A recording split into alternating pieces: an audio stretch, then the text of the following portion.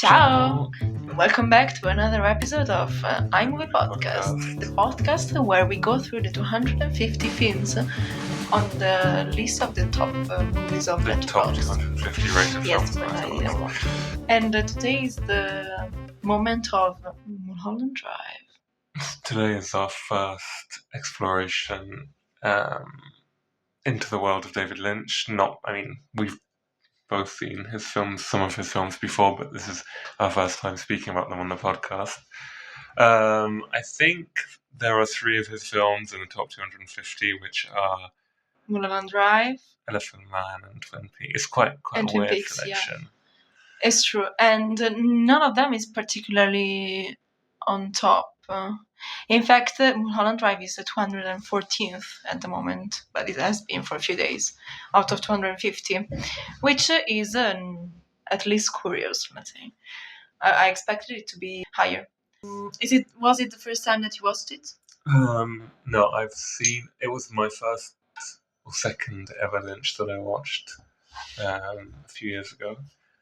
Since watching it, I have seen lots of other Lynch films. I've seen basically all of them except all the full-length films, at least, except for June. And now rewatching Mulholland Drive, having seen all of the others, I think is a very different experience compared to watching it without context, maybe. Because, Clem recently had a David Lynch phase. It was a very long David Lynch phase, which I understand now that I'm also going through it a bit more, even if I haven't started the Twin Peaks yet. I don't know, you could also see from our social media on iMovie Podcast on Instagram, we were posting a few things about Lynch, and Clem was like, sending me some things, but also he couldn't because otherwise it would have been a spoiler. So I think also from what you said and in general how I perceived it is the more you get into Lynch, the more you can appreciate his work or understand it, or I don't know. I think your eyes now, your lenses are completely different than... Well, definitely, I think I'm glad that I've seen more of his films because I think I always had a kind of middling opinion of Lynch. I liked his stuff. I liked some scenes. I was interested by some of his ideas, but I never entirely connected to one of his films. But then watching Inland Empire and Eraserhead, and then watching Twin Peaks, which were the last missing pieces, I guess, I liked those a lot, and that made me want to revisit his other films because I think there's many layers to that. To filmmaking. It's true. And even I think having watched a few, for me also was the second time watching it, and that was my first experience of Mulholland Drive. Of Lynch was Mulholland Drive, and I watched it many years ago in the cinema. And I remember I came out with my friend Alice, and we were like, whoa, what did we just see?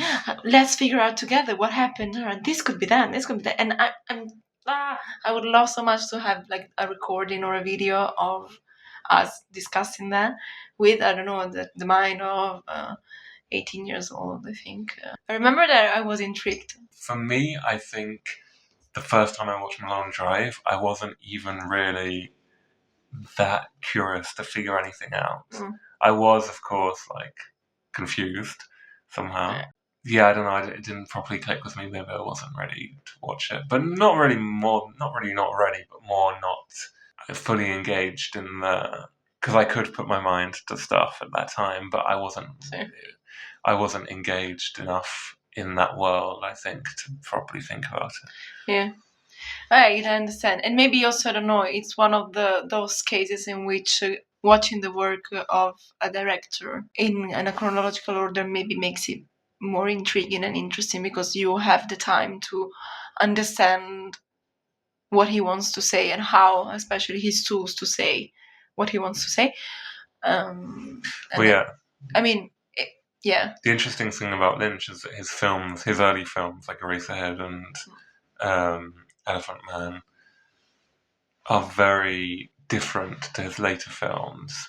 For example, Mulholland Drive, which is closest, I think, thematically to Inland Empire, because they're both set in Hollywood and they're kind of partly about filmmaking. Yeah. Those are very different themes to the early themes. Yes, of, even Eraserhead. if actually, even Eraserhead, because also we watched Eraserhead and Inland Empire in the meantime, and so for Clem it's more fresh, and for me it was the first time.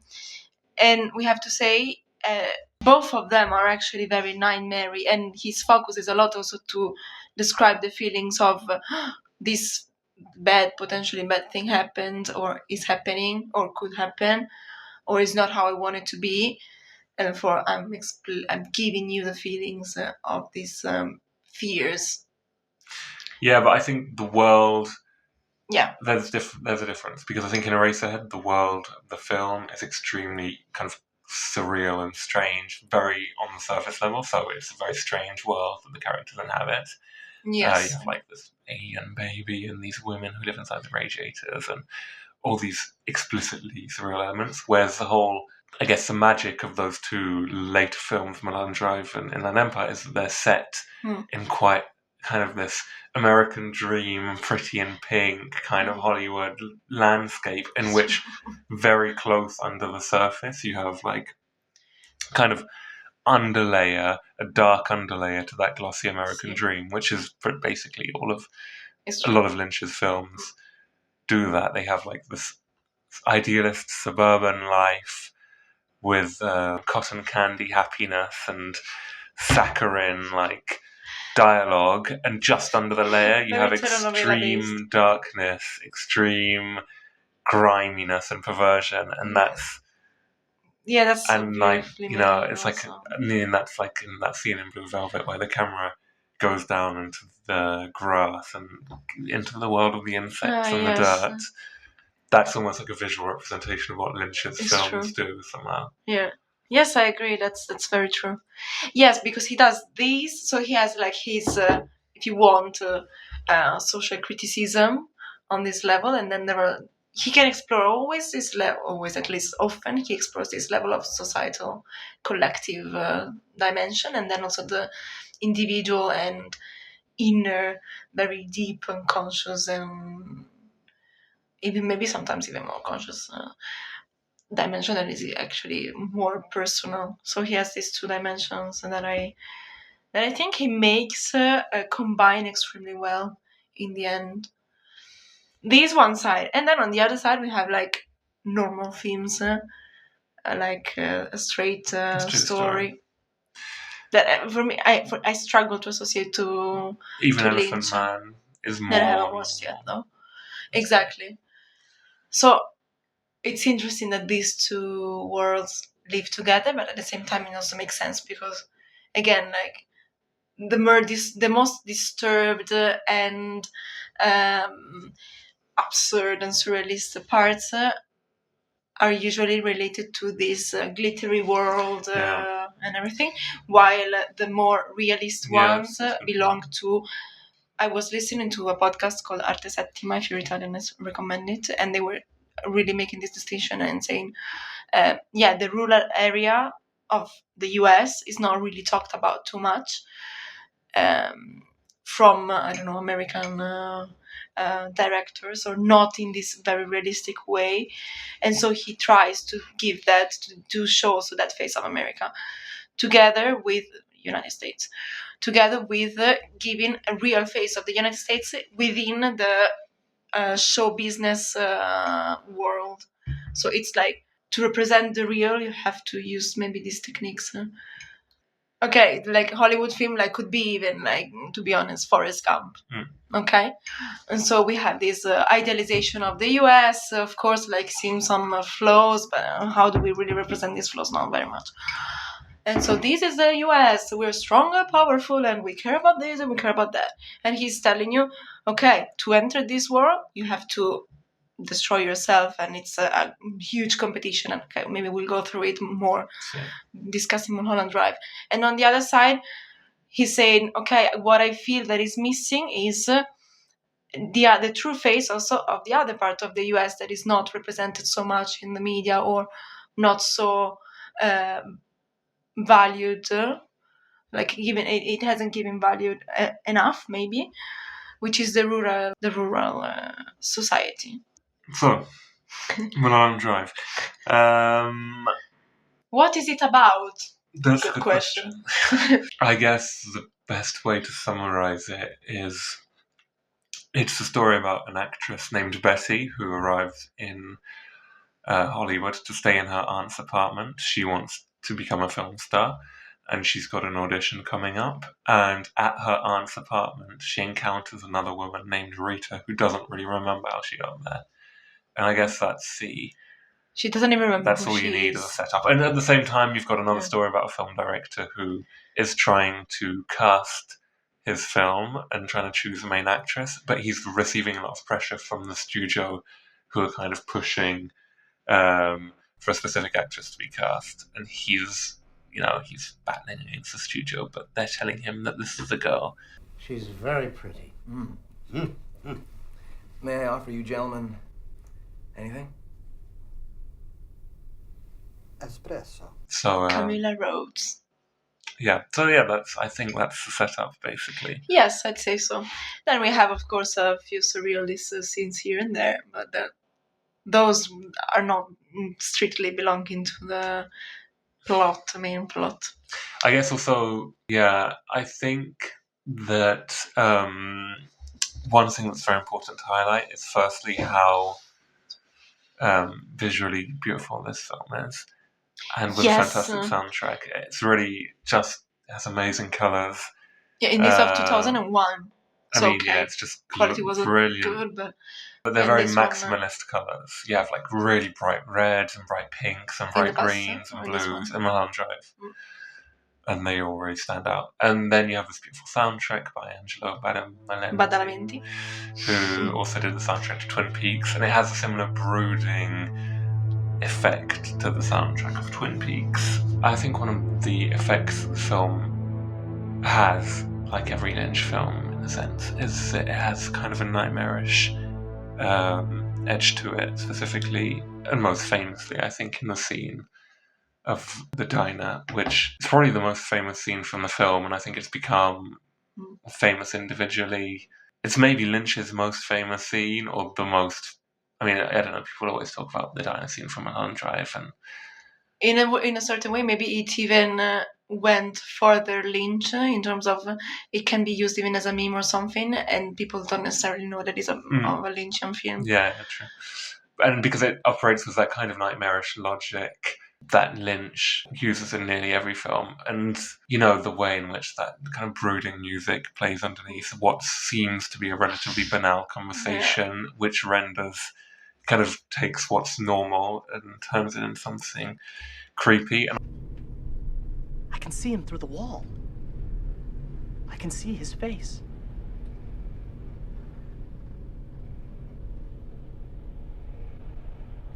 I hope that I never see that face ever outside of a dream.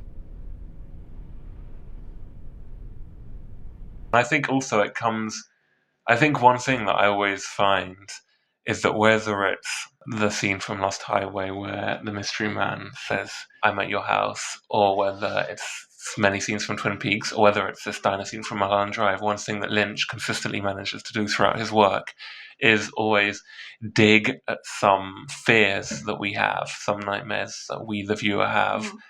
And by doing that, I think it's like tapping into some universal, I don't know if paranoia, but universal discomfort that people feel. And I don't know, I don't know how effective it was for you, but... Yes, for me also, I guess it's because Lynch in general manages to be extremely creepy without using jump scares. But this one, a bit of a jump scare, to be honest. And that's something that was interesting for me. There are jump scares, but not many. Even in Inland Empire, 3 hours film, there are two jump scares in 3 hours, and it's a creepy film. Because it's more like the atmosphere, as you said, the fear that he's working with. that come from your personal discomfort. So that's more what he's working with, I think. In this case, he used a jump scare, and because he built that tension. When we arrive at the diner with these two characters, we don't know who they are. We don't have a context, and yet he manages, by just describing the dream of one of the two characters, describing his dream, his nightmare that he had last night, to the other one. We are put in his shoes, in his condition, and we are fearing everything. We think maybe his nightmare is actually going to happen right now. Yeah, exactly. And then we realize that it's not really happening, but you know that something is happening. Maybe not, because there is always also this a bit mystery of is it actually going to happen or not. I know that there should happen something, but it's still Lynch, so maybe it doesn't. Maybe it cuts before. Maybe we don't know. Maybe it's just telling you, oh no, you were fearing something that actually you shouldn't be scared of. Where was it you think we met? At your house, don't you remember? No, I don't. Are you sure? Of course. As a matter of fact, I'm there right now. Well, I think the way in which that's achieved is also interesting, because it's a mundane setting and kind of diner. It's the least scary place in the world on paper, and it's in broad daylight. It's not even at night, so there's no aspect of it being haunted or anything. There's just two people having breakfast at a diner, so it's not a scary setting or situation at all. Secondly, it's, and I think very important because it's a technique used a lot in Lynch's films, is the way in which the characters speak as if they're very scared. You're in both dreams. And you're scared. Despite the fact that the dialogue on paper isn't scary. So there's one point where one of the characters goes like, the one who had the nightmare says, also has an interesting face. He's the one who's doing this, and he just says it like he's absolutely terrified. Like, you can really see the fear in his eyes. He's the one who's doing it. That, I think, is also very important, because if someone else is scared and you can see that on screen, even if the situation on paper doesn't seem that scary, that instantly translates to you. And it's somehow even scarier when there's no obvious reason or motive for them to be scared. It's like suddenly the reason, the fear becomes the unknown. And that's something that Lynch plays with very carefully in a number of films. It's where characters are scared for apparently no reason. And suddenly it's that like a becomes childish scare right? Somehow, a childish fear. It's like, with the dark, you don't know what is there. Most likely nothing, but there might be something, and you feel that maybe there is. And also, I think in this scene specifically, because the nightmare guy, he knows what he's talking about, and he's very scared, and he's like a normal person, like opposed. I don't know if he'll oppose, but let's say the interlocutor, he's actually, the classic businessman with the suit. So he's also one face of society that is, I don't believe in this, rubbish, no sense, that are just related to something that is not rationalizable, tangible. So if you don't really have a proper problem, like explicit and concrete, then it doesn't really exist. So it was these two, figures, and somehow you wanted to relate to the rational guy, but you knew that the nightmare guy had his reasons, and so you believed him. So I think that's also something that contributes to the building of this tension.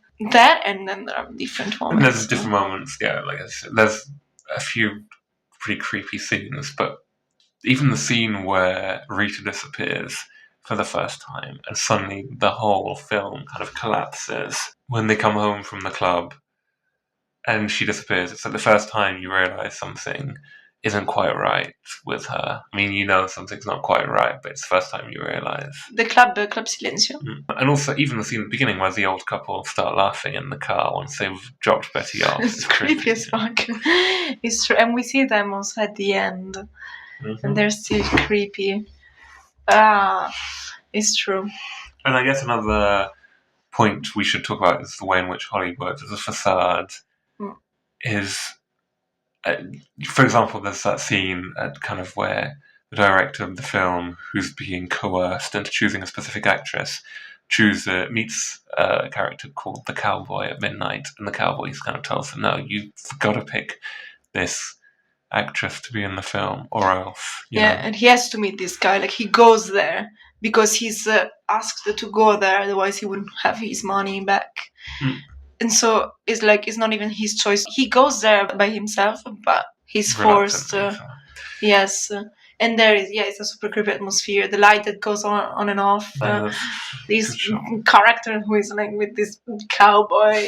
Yeah, it's just, clothes. it's strange, but it's effective. And then it cuts to that amazing shot of Hollywood. I mean, that's how the two scenes cut together. There's also so many brilliant fades in this film.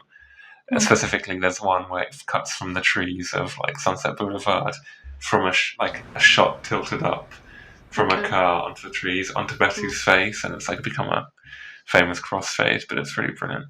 Yeah, it is. And then they have this whole scene where they're singing, as part of the audition, they're singing 16 Reasons Why.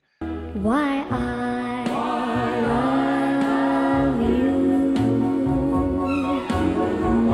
the way you hold my hand. And the camera starts on the face of the actress, and it pans out very, very slowly, so that you realise it's just an artificial set. And I think that scene is almost like a microcosm of the whole film, the more I'm thinking of, because the shot starts very close up on the face of one woman, and then it drags back out until suddenly the world of the woman is revealed to just be something watched by others, something artificial. And I think that's maybe the whole film in miniature somehow. It's true. And in fact, he also uses a lot of close-ups in general. He uses it also in Inland Empire and other films. But yeah, this technique, I think it's very effective. And it's true, it's somehow representing his philosophy, if we can call it in this way, of exploring the micro while showing you also the macro. And yeah, and to the thing that you were saying of, that shot that slowly gets bigger and you can see the whole Hollywood. Even the first scene is basically a scene of some, I guess, like telenovela vibe, which is something that is returning quite often in his films. The dialogue. See, in that case it was just dancing, but with these colors that are like TV of the early 2000, late 90s. And I think it's one of those films that when you've seen the film, everything kind of clicks into making sense. If you think, because once we finished it, we had a theory about what it means and what the ending means, which I guess we can talk about. Yeah, let's say from now on it's spoiler free. There will be it's with spoiler, because otherwise we can't really talk about this film. Because so the end of the film, which sees Betty wake up as Diane, and suddenly you realise that everything so far in the film has been kind of some kind of fantastical dream on Betty's point of view, in which she's substituted elements of frustration from her real life with kind of fixes to those problems. For instance, her love for Rita, aka Camilla Rhodes. Camilla Rhodes, exactly. Who, let's remind 1 second, Camilla Rhodes is also the name that in the dream is given to the actress who undeservedly gets the role. Exactly, who undeservedly gets the role. So you have to choose Camilla Rhodes. You have to choose Camilla Rhodes. Yes, and then Camilla Rhodes is Rita. Yeah. And because she feels a lot of love for Rita, and she's in love with Rita, I guess. I guess it's an obsessive passion more than love, I don't know. It seems very unhealthy. It's symbolised in the dream by Rita being completely helpless and needing her somehow. And remembering only one name, Diana. Exactly. Which is the name of Betty, the real name of Betty. And then you have the director who in real life, or supposedly real life, is having a relationship with Camilla, and that's why she's being cast in his film. Well, in the dream, the director is cheated on by his wife and is ridiculised in some sense. Extremely. And also Betty herself, who in real life, Diane, is kind of a failed actress. Yes, nobody really. She wants to access that world, but she doesn't manage. She's an outcast. In the dream, she's a great actress who does this amazing audition. She's great. It's true, that was great actress there. And everyone wants to hire her, and she's like a promising young actress. Yes, and even, to be honest, the Adam, who is the director, sees her at some point, and they have this eye contact when he's about to cast Camilla Rhodes of the Dream. So, the one that he doesn't really want to cast, and they look at each other, they have this... And she's really entering that world. The doors are open for her in the dream. And it's completely the opposite in the reality. But even in the dream, at the end, in the dream somehow, she buried her real self in this dark room, and she's dead. Her face is consumed and destroyed, and she really doesn't like herself or her life. No. In real life, and that's terrible. Yeah. There's always some scenes hard to place, but overall, I'd say it's. See, but also we have some clues throughout the film. Even like, for example, when finally Betty manages to seduce Rita in the film, in the dream. Betty-Rita, they only belong to the dream, so. Betty seduces Rita, and they start to have sex. And Betty finally can tell her, I love you. And she tells it twice. And Rita never replies. So that's a bit weird. Or a bit like, I don't know, something is suspicious. Even if at the same time it makes sense that she's not in love. Because, okay, you don't have to be in love to have sex. Or she doesn't even know who she is. So that's an interesting struggle. Well, or in the scene where they go to Diane's house, Diane in the dream, which is the only name, of course, as we said, that Rita remembers.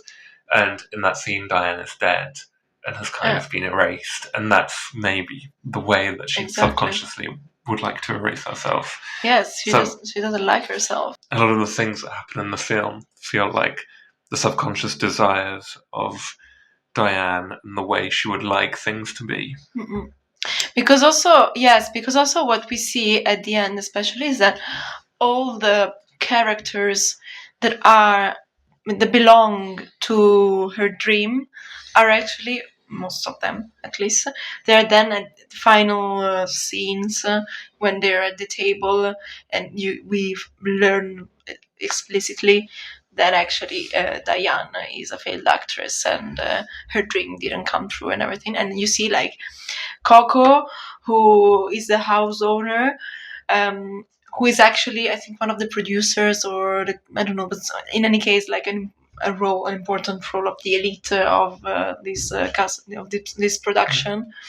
And you see, Camilla Rhodes flirting with the director, and then at some point, the actress, I don't know her name in the film, in the real life, but the actress that was pushed to be hired as the main character in the dream, whose name in the dream is then Camilla Rhodes. In the real life, she's then kissing Camilla Rhodes, the real Camilla Rhodes.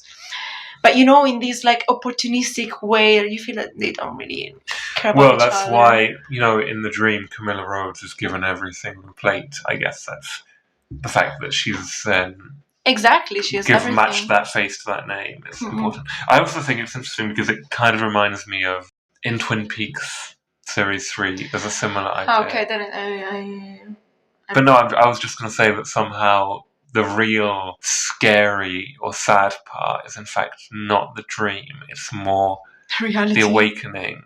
The dream, for as creepy as it can be and as strange as it can be, and then it becomes even stranger at the very end somehow.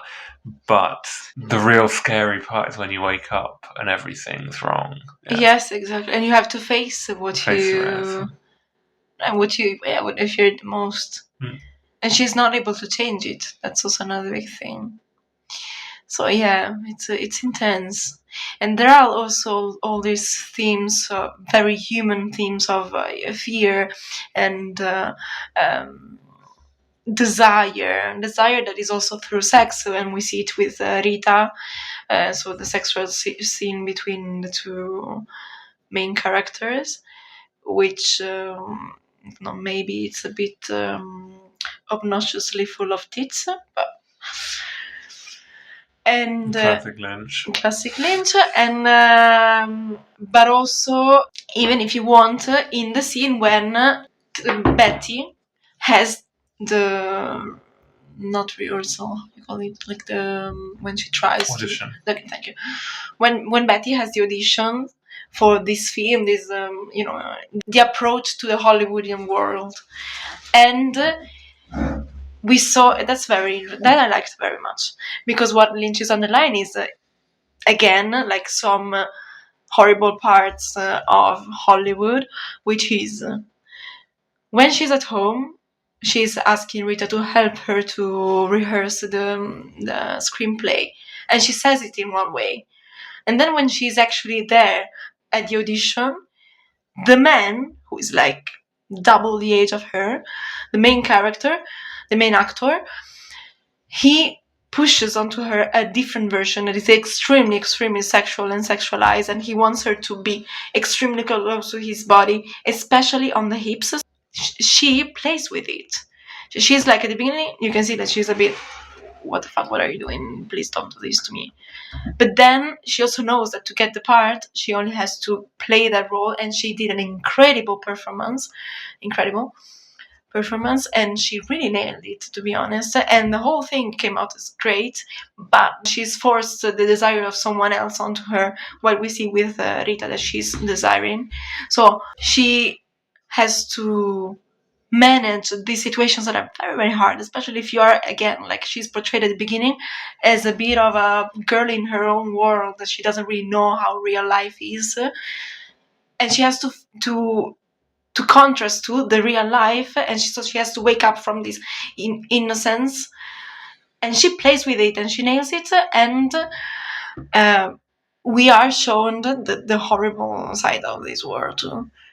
Even if then she doesn't really criticize it, she just gets along. We know what is happening. So I don't know, that's another part. I think the theme of desire is differently, and sex is differently represented and is nuanced, which I think is a good merit to David Lynch. But even the whole conceit of the film and the way in which Diane's desire for Camilla is shown through Betty being able to take care and being able to help Rita is, I think, a very accurate depiction of the way in which sometimes people fantasize about being able to help and having power, having knowledge over the person that they care about, which is also very interesting, because this film is really one that delves into our subconscious desires and fears, and also with many symbolic elements. For example, the box that you wanted to talk about. Yes, the blue box, because at the beginning, Rita doesn't know anything about herself, blah blah. But the only element that they have is the purse that she was wearing, the purse full of money and with a blue key, which we find out later in the film opens a blue box. And I thought, cavolo, maybe this could be like the black box of the brain, so the part where your unconscious is hidden. Because opening that box, so waking up, she wakes up and she realizes so many things, and because when you're in the dream, you want to keep staying in the dream if the dream is good. And opening that box is the reality, which is the actual nightmare that comes out. So Rita had the power to open the box, but they had to find the box. And did we really want them to open the box? No. So I think that's also is the unconscious waking up, and I think that's to be honest a very cool element that Lynch tried to find. Blue. I don't know why blue, to be honest. If you have any ideas. The TARDIS from Doctor Who. But I also think, going back to the points we made before, it's also very important that, of course, in Diane's dream, Rita wears a blonde wig and looks like Betty, because of course it's like that feeling of jealousy that she has towards Rita is translated And envy. in the subconscious by the fact that in her subconscious, Rita wants to look like Betty. Absolutely.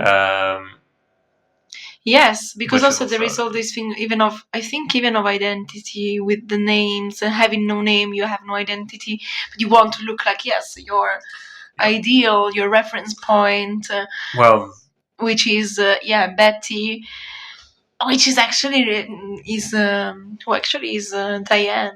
well, the The interesting only name. thing is, for me, that the kind of explicit references to Hitchcock's Vertigo, with the outfit that Betty wears at one point, which Grey, is a grey brown, outfit with her yeah. little blonde bob, which is the same outfit that Kim Novak wears in Vertigo. We can have a reference here.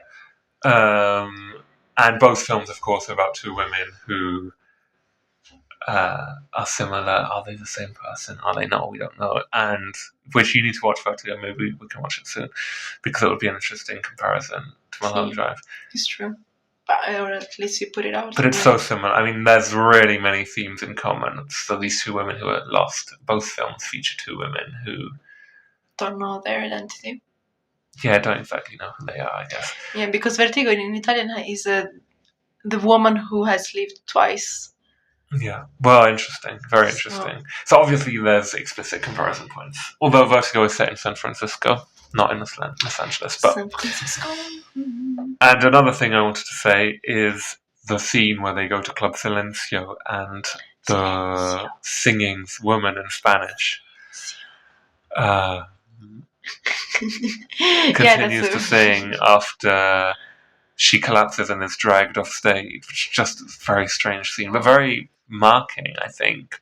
Yeah, that's so Lynch. That is the moment in which we said, just before, I think Clem said something like, actually this is quite, a linear film somehow, not so not absurd or abstract as he can be sometimes. And then from that moment on, it started being completely abstract. And we said, Although even the abstractness of Mulholland Drive is more comprehensible than Inland Empire, for example.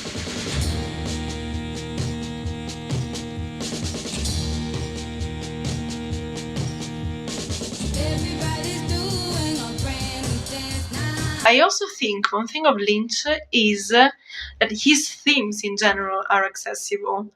It's just the tools that he uses that makes them. That's a good interesting point, that makes them a bit more intricate, but also, I mean, it's needed that they are portrayed in this way, because how can you portray a nightmare or a dream? That's the only, not the only, but for sure is one of the most adapt and effective ways, because in the end you need to give the feelings. Because one thing of Lynch, I think, and especially Mulholland Drive, not especially of Lynch and also Mulholland Drive, is you really have some you don't understand. In fact, I'm quoting now Mahmood. You didn't understand un cazzo, like the end of Mulholland Drive. That's one of his songs.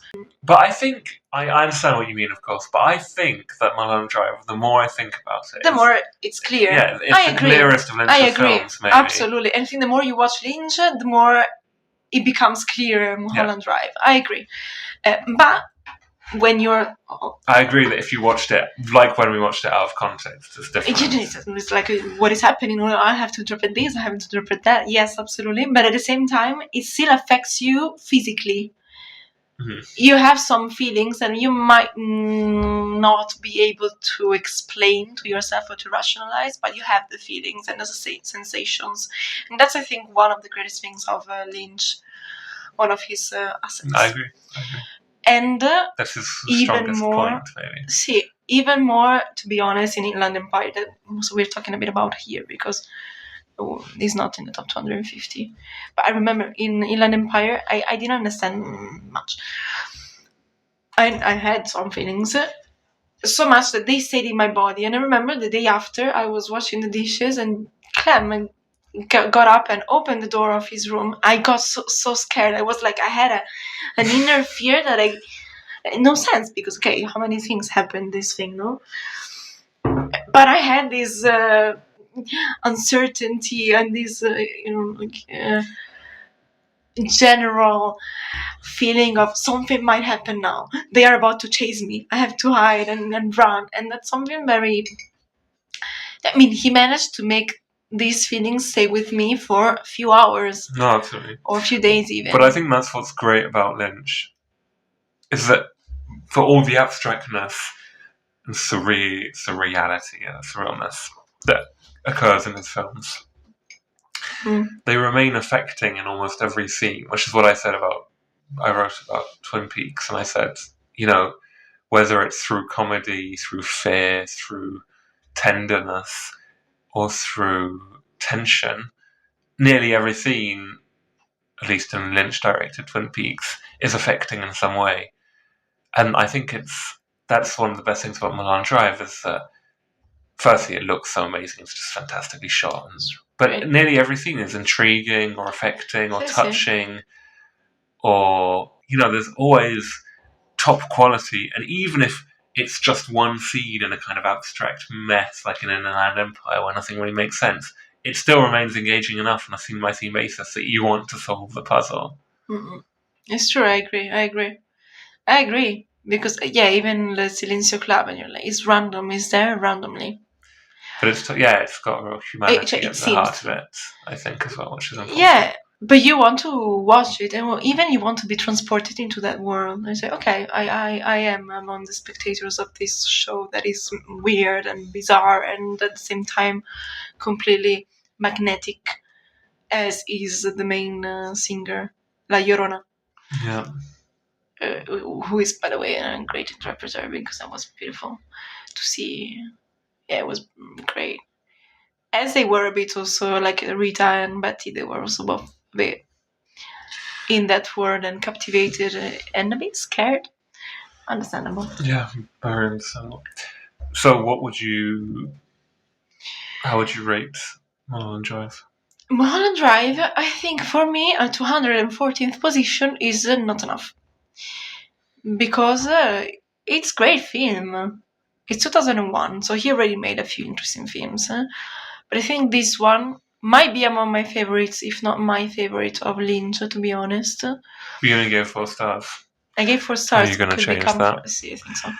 I think so, because it's so genius in some things. Like, very... It's very dense. Yeah, it's like, I thought, the more you think about it, the more you're engaged and you want to... I think if you've only seen it once, I genuinely recommend you watch it again and just enjoy it. Just get really into it. And it's one of those films too, I think, that the more you watch it, the more you notice, this thing, here, this makes sense for this, or this makes sense for that. In fact, to be honest, I quite wanted to watch it. I wanted to watch it, like maybe not right after. But the beginning I wanted to rewatch right after, but we just limited to watch some credits. Because we have the DVD. We could have put it here. We have the DVD with some extras that we haven't finished to watch, but we will. And it's interesting to see also Naomi Watts, who is the main character actress. She's great. She's so great, and she already showed it in the film. But even in the backstage, like, she's showing some feelings and her interest to acting and to work with Lynch. And she's very respectful too, I think. I liked her a lot. And so in general, I would put it in the top 100, yes, maybe even in the top 20. I mean, some people put it as the best film ever made. That's it's not a popular opinion, but it's often cited as one of the best films ever made. It is great, to be honest. And I understand, because I think it's like Lynch's magnus opus in a sense. Because it's maybe his most rounded film while not losing any of his classical elements. Because it's more immediately accessible than Inland Empire or Lost Highway or Twin Peaks. Even in terms of time. Yeah, and also, and it's got that kind of rounded thing. It's surreal, yes, it's confusing, but you can grasp hold of it. Whereas... and it's just fantastically made. Mm. From everything from the acting to the music to the cinematography is all brilliant. See, I agree. And also, And it really makes you think, which is fantastic. yes, and makes you engage in conversations with other people, and makes you want to read about it and about him, about Lynch in general. That, and also I think, because then we discussed, after having watched Inland Empire, we had a big discussion about David Lynch and the representation of women, which can be, of course, he sexualizes them in some contexts, and we see it in lesbian scene, sexual scene, or, the unnecessary number of tits that we see, scenes of tits that we see often. But also at the same time, we recognize that he is actually giving a lot of space to women as complex characters. And we see it here, as I wanted to say at the beginning that Betty seems to be portrayed as a shallow blonde girl. In fact, even like Letterboxds starts the description of the plot with blonde Betty was. Okay. And so yeah, she seems shallow and a bit even superficial and in her own world. But then actually she has complexity even within the dream. Like, she is strong. She is managing to solve some situations even if she's never faced some hard contexts like those ones that she encounters. And then it's even more complex considering that that's her unconscious Her desires. ideal version of herself. Maybe. Yeah, exactly. Or not unconscious, actually. Together with her fears and everything. So I don't know now how much he discussed this screenplay with some women of his life. But I think he did a great job in this. He really chose his subject in this sense, and that's something that I can appreciate a lot, because he didn't portray like stupid. Well, I think he was in general, quite considerative. but a lot of his characters, both men and women, can at first appear to be quite one note, but then can have hidden depths to them that are only revealed later on. Yeah, really. Even to be honest, the singer La Llorona.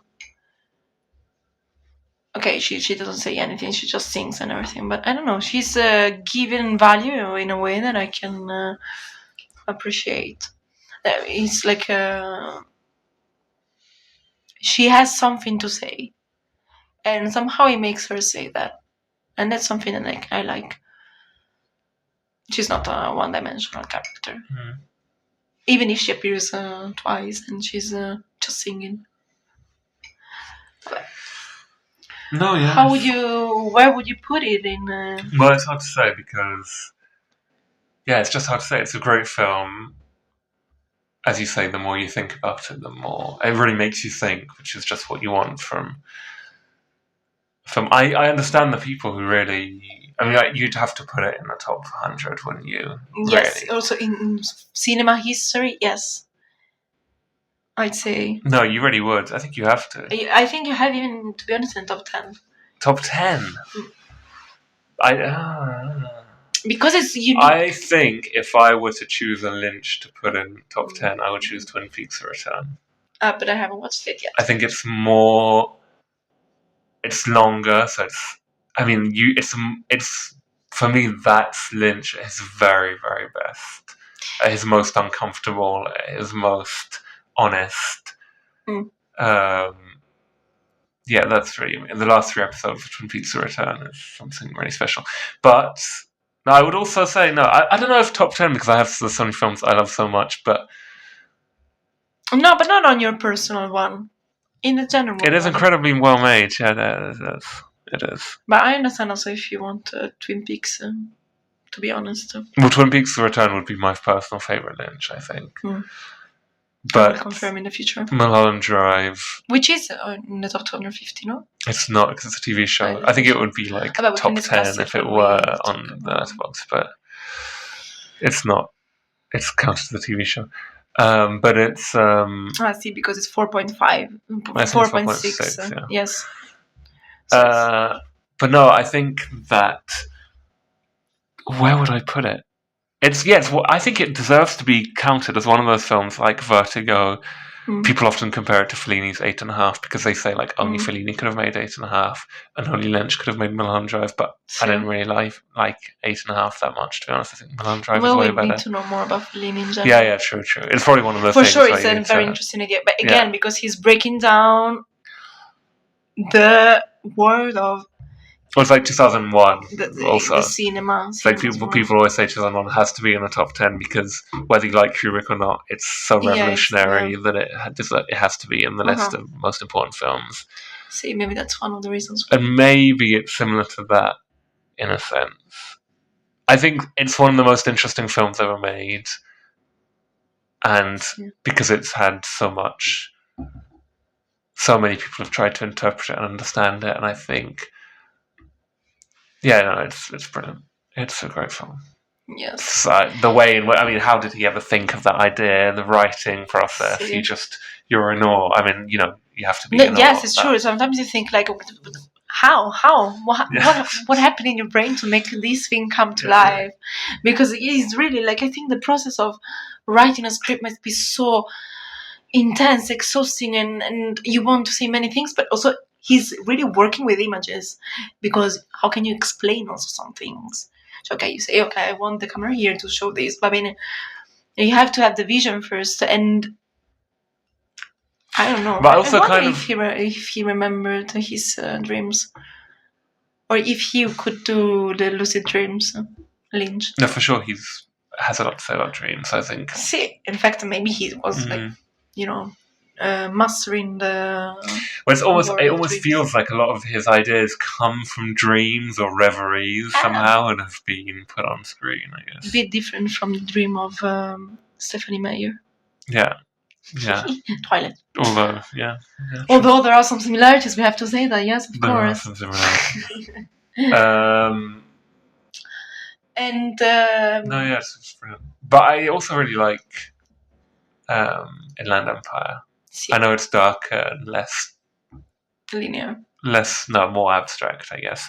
But I think it's also very rewarding and important to watch. See, but I think you also have to be ready to not have all your doubts solved at all. I think not many will be solved. And I think maybe the fact that there's a more, you can grasp more of Mulholland Drive makes it potentially greater because it has more universal impact, I guess. Yes, more people can watch Mulholland Drive and be into it. Whereas within an Empire, I think if you watched it out of context, just think what the fuck is going on? I don't know. Okay, no, it's true, and also because you can find some explanations in Mulholland Drive, which makes it more intriguing because you're looking for something that exists partially, while it's not the same thing for Inland Empire. Some scene. It's so creepy sometimes. But no, it's great. It's a great film. Mulholland Drive. I understand the people. Again, it's hard. Where would you? No, we'll put it in the top. I think you must see that top 10. But you wouldn't give it 5 stars. Not in mine. Not in my top 10. My top 10, my taste is different. Even if I usually don't necessarily. No. I'm intrigued by these films. They're not my personal favorites. It's not my easy go-to. But when I'm in the right mood. Comfort film, but. No. But when I'm in the mood, these things really is appealing. I don't know. I should give it more. Yeah, I will raise. Sometimes my English is. I will put a higher rating. Yes. I'm looking forward to seeing that change. So I guess follow Letty on Letterboxds to see what she gave to Mulholland Drive. Yes. I wanted to say, just because during the film I noted down the substance. I thought it's true because sometimes, I think all these dimension of needing to be in a certain way or needing to behave in a certain way or to have certain relationships to being successful in the cinema show business world, in this case Hollywood, which is also in the case of the substance, No, not really. Is I don't know how I started this sentence, but to access that world, you need to compromise yourself so much. And I thought that the substance is another facade face of this idea, of this type of